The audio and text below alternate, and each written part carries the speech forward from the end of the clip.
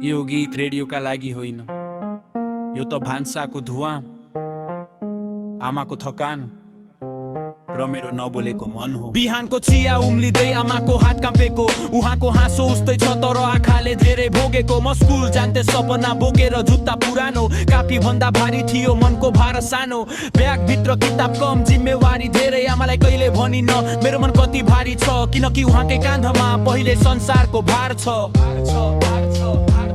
आमालाई सुना मनको पीडा, उहाँ आफै जिन्दगीसँग लडाई, मेरो सपना बचाउन उहाँले आफ्नै सपना मारेको।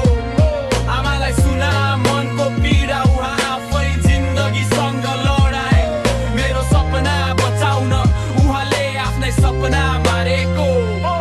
आज सनासँग कुरा हुन्छ, हाँसो आउँछ दुई पल, तर आमाको फोन आयो भने मन फेरि घरको गल्लीमा झर्छ पल भर। उहाँ सोध्नुहुन्छ खाना खायो, म भन्छु खाए, तर भोक पेटको होइन मनको थियो, त्यो कसले बुझ्ला आमा।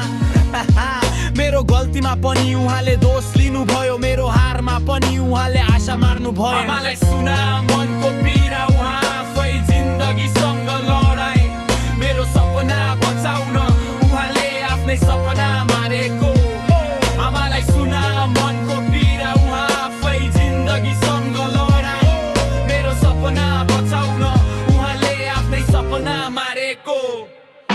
संसार भन्छ बलियो बन, तर बलियो पन्न त आमाको नाम हो। म गीतमा रोइरहेछु, उहाँ मौनमै जिन्दगी लडिरहनु भएको छ। यदि म आज सफल भए भने त्यो मेरो भाग्य होइन, आमाको पसिनाले मेरो बाटो लेखेको हो। यहाँबाट अझै सकिएको चाहिँ, जब म सफल हुन्छु सबैभन्दा पहिला आमालाई सुनिदिनेछु मेरो मनको पीडा। आमालाई सुना मनको पीडा, उहाँ